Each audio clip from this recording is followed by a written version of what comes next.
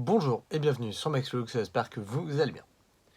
Personnellement, ça nickel, et aujourd'hui on se retrouve pour le 19e épisode des Maxi News. On va parler de Samsung et des nouveaux Z Fold et Z Flip. Ça va faire du bien, ils reviennent cette année dans leur version 5, et on va voir qu'est-ce qui change et les nouvelles caractéristiques de ces derniers. Sur mon Instagram et mon Twitter, j'ai mis le planning donc pour ces prochaines semaines, donc en termes de vidéos. Si tu ne l'as pas vu, ça veut dire que tu ne me suis pas là-bas. Je t'invite grandement à aller t'y abonner, car assez souvent je poste en rapport avec les contenus qui vont arriver ici. Et tout bonnement, n'hésite pas à t'abonner à cette chaîne YouTube, ça prend 2 secondes, à liker la vidéo, comme ça fait un peu plus de référencement. Et nous, on est parti pour parler du Galaxy Z Fold 5, donc qui se plie comme un livre. En termes d'écran, à l'extérieur, on a un écran de 6,2 pouces et à l'extérieur, un écran de 7,6 pouces. Ça fait quand même un très très bel écran. Donc par exemple, pour vous donner une ordre d'idée, cet écran-là, c'est 5,8 pouces. Donc l'écran interne du Z Fold est bien plus grand. Bien sûr, les deux écrans sont en AMOLED et en 120 Hz, donc ce qui va faire quand même des téléphones très fluides. En termes de stockage, on part sur du basique, 256 Go, 512 Go, 1 Tera. Donc maintenant, ça commence à être la norme sur les téléphones haut de gamme. Sur l'entrée de gamme, on peut encore descendre avec des téléphones jusqu'à 64 Go, ce qui maintenant, on va pas se cacher, est très peu. Comme à son habitude, Samsung n'a pas intégré de porte de carte SD dedans. De toute façon, la carte SD maintenant est morte au profit du cloud en tout genre. En photo, un grand angle de 50 millions de pixels, un ultra grand angle de 12 millions de pixels et un téléobjectif de 10 millions de pixels. On a un excellent bloc photo dans le sens où c'est largement suffisant tout ce qu'il y a là. Après, honnêtement, ils auraient peut-être pu mettre le même capteur photo principal en grand angle de 108 millions de pixels qu'il y a sur les S23 Ultra. Ça aurait été très sympa. Les enregistrements vidéo sont jusqu'en 8K 60 fps. C'est énorme. Oui, la 8K n'étant pas pris en charge par le téléphone en lui-même, oui, c'est peut-être un peu beaucoup. Les capteurs frontaux, donc sous l'écran pour l'écran interne, et donc sur l'écran, il est voyant sur l'écran externe, sont tous les deux de 4 millions de pixels. Mais bon, au moins ils ont le mérite d'être là. On va parler batterie avec les chiffres donnés par Samsung. Une batterie de 4400 mAh, avec jusqu'à 73 heures de lecture de musique et jusqu'à 21 heures de lecture vidéo. Je trouve pas que ce soit des chiffres excellents, mais c'est des chiffres qui au moins prouvent que les batteries au fur et à mesure des années peuvent grandir. Comme chaque année, 4G et 5G, ce sont des nano SIM ou des eSIM, et on peut en avoir jusqu'à 2 dedans. On va parler puissance maintenant avec le Snapdragon 8 Gen 2, donc le dernier processeur de chez Qualcomm, gravé en 4 nanomètres, et qui est épaulé par 12 Go de RAM. Un seul port USB type C. De toute façon, qu'est-ce qu'on veut rajouter sur d'autres maintenant? Plus grand chose. On va maintenant parler poids et dimension. Donc on a un téléphone qui fait 253 grammes. Il est très lourd, je trouve. Une épaisseur de 6,5 mm. Donc déplié. Replié, il doit faire donc 13,5 mm. Quand l'écran est déplié, il fait 15,85 cm de longueur. Et en hauteur, il fait 12 cm 85. Donc on a un téléphone qui est quand même grand. En même temps, il y a un écran à l'intérieur qui fait 7,6 pouces, je vous rappelle. Donc on a un écran extrêmement grand. On va parler maintenant un peu des couleurs. Et donc, qui seront disponibles en magasin. On a un noir, un bleu et un crème. Et qui sont disponibles uniquement sur Samsung.com. Il y a l'argent et le cobalt. Donc en tout, ça fait 5 couleurs. Mais 2 couleurs uniquement si vous le commandez sur le site de Samsung.com.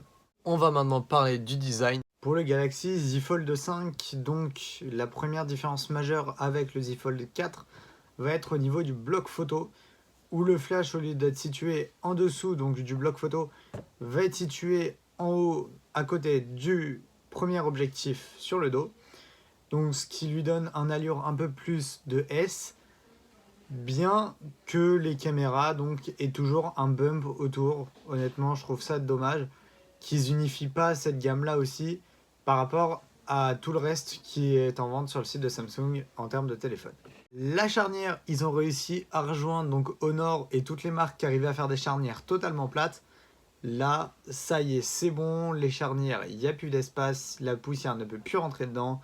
Et ça, on l'attendait du coup depuis 5 ans que ces téléphones-là existent. Sinon, en dessous, un port USB-C, des haut-parleurs.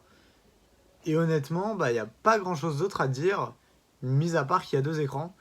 Donc le premier en façade avant et le deuxième totalement à l'intérieur. Mais ça, c'est le principe même de ce téléphone. Cette année, le Galaxy Z Flip se refait une beauté avec un nouveau design qu'on avait eu. Le dernier nouveau design qu'on avait eu, c'était il y a 2 ans pour les Z Flip 3.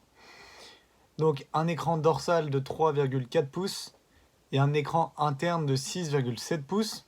Donc on a un écran interne de la taille d'un 14 Plus, 14 Pro Max. On a bien sûr des écrans AMOLED en 120 Hz comme d'habitude. Donc ici nous aurons que 2 stockages de disponibles, 256 et 512 Go. Il n'y a pas de 1 Tera, c'est pas en tout cas sur ces modèles là.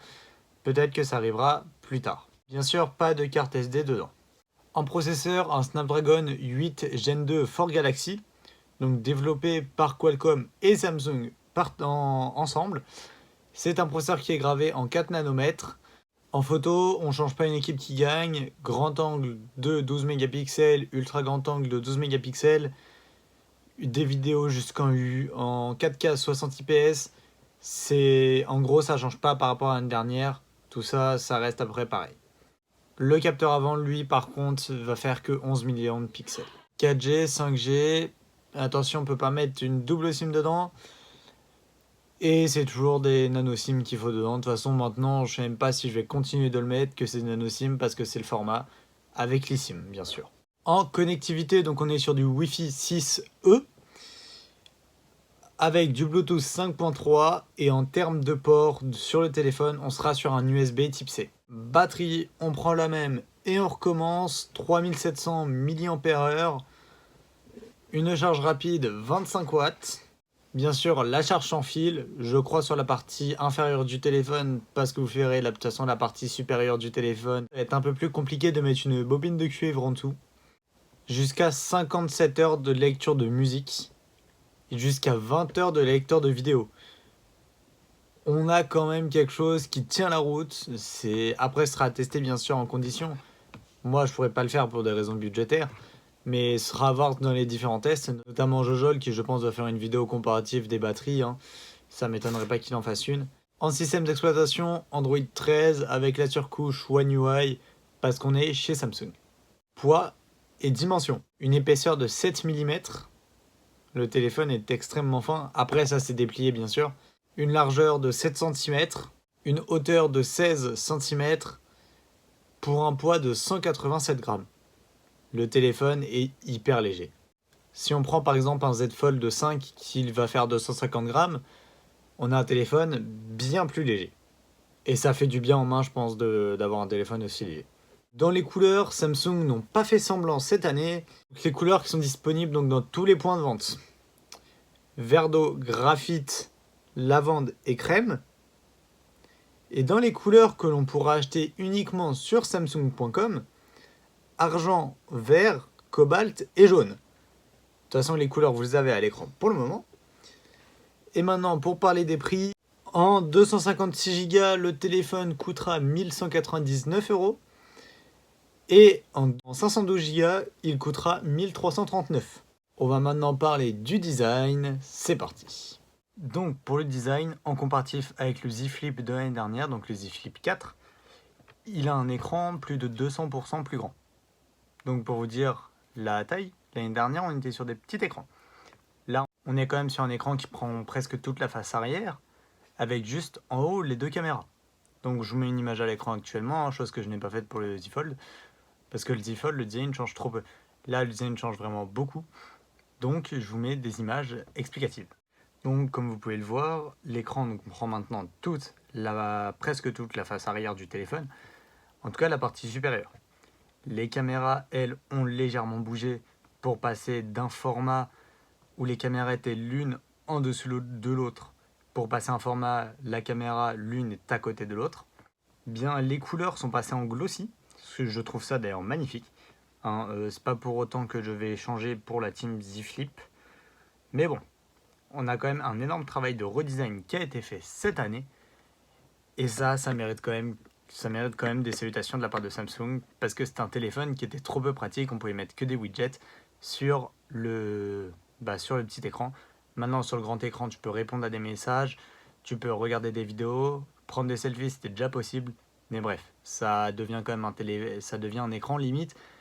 Il n'y aurait plus besoin de l'écran interne du téléphone, juste l'écran externe peut suffire à lui-même. Mais bon, il y a certains usages qui ne peuvent pas avoir lieu, et c'est justement pour pallier ça qu'il y a quand même l'écran interne.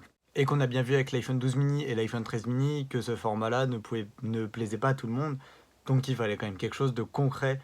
Et voilà, 6,7 pouces, donc la taille des 14 Plus, 14 Pro Max. Mais bon, il n'y a pas d'entre-deux. Un petit 6,1 pouces, 6,2 pouces comme l'écran du Z Fold aurait été pas mal. Sinon, que dire? En dessous, donc on retrouve un port USB-C avec des haut-parleurs. Et au-dessus, on va retrouver des capteurs. Enfin, des bandes pour capter la 4G, quoi. Et des micros. Donc ça, on change pas d'une année sur l'autre. Il n'y a pas de son stéréo. Plus toute la multitude de couleurs qu'il y a, honnêtement, on est bien servi cette année. Sur le côté droit du téléphone, il y a, comme l'année dernière, l'empreinte digitale. Ça, c'est très sympa et très plaisant de mettre son doigt et de déverrouiller son téléphone. Parce que, honnêtement, j'aurais préféré que ça soit sous l'écran, mais il y a des raisons de place qui sont évidentes sur ce téléphone-là. Il y a des concessions à faire. Personnellement, je vois pas d'autres choses à rajouter, donc on va maintenant partir sur une conclusion et sur quelques petites annonces. Personnellement, je vais rester dans la team Z Fold. Pourquoi? Parce que ça correspond beaucoup plus à mes usages qu'un Z Flip. Pourtant, cette année, je serai d'humeur à vous recommander le Z Flip. Pourquoi? Tout bêtement, parce qu'il amène beaucoup plus de nouveautés que sur le Z Flip 3, 4. Ouais, Z Flip 4. Je suis un peu perdu.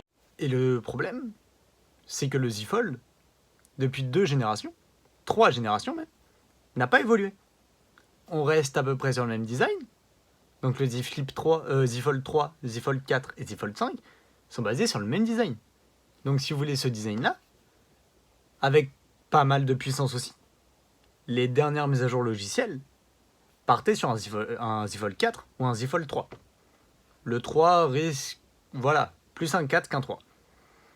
Mais honnêtement, par contre, si vous voulez un Z Flip, partez sur celui-là, malgré son prix exagéré, pas exagéré parce que c'est le prix de la technologie, mais honnêtement, c'est quand même le téléphone qui a la plus belle courbe de design. Je vous mets les photos des 3 designs que le Z Flip a eu depuis sa sortie, il n'y a pas photo. Après, certes, entre le Z Fold 1 et le Z Fold 2, oui, il y a eu quelque chose. Entre le Z Fold 2 et le Z Fold 3, il y a eu quelque chose. Mais depuis le Z Fold 3 et jusqu'à aujourd'hui le Z Fold 5, il n'y a rien. Donc, je vous conseille grandement, et après si c'est un format qui ne vous correspond pas, partez sur un Z Fold, mais une version antérieure. Moi, ça reste mon point de vue. N'hésitez pas à me dire en commentaire ce que vous en pensez, vous. En tout cas, j'espère que cette vidéo vous aura plu. Moi, j'ai kiffé la tournée, honnêtement, même si j'ai bien étalé le tournage depuis mercredi jusqu'à aujourd'hui, vendredi soir. J'ai kiffé l'affaire. N'hésite pas, donc si t'es encore là, tu t'abonnes, tu likes, ça fait du bien. Et tu vas me rejoindre sur Twitter et Instagram. Comme ça, au moins, t'es au courant dès qu'il y a une vidéo qui sort. Et nous, on se retrouve la semaine prochaine pour une vidéo sur les futurs iPhone 15. Je vous en dis pas plus, vous verrez ça dans la semaine sur Instagram. Allez, ciao, bye bye.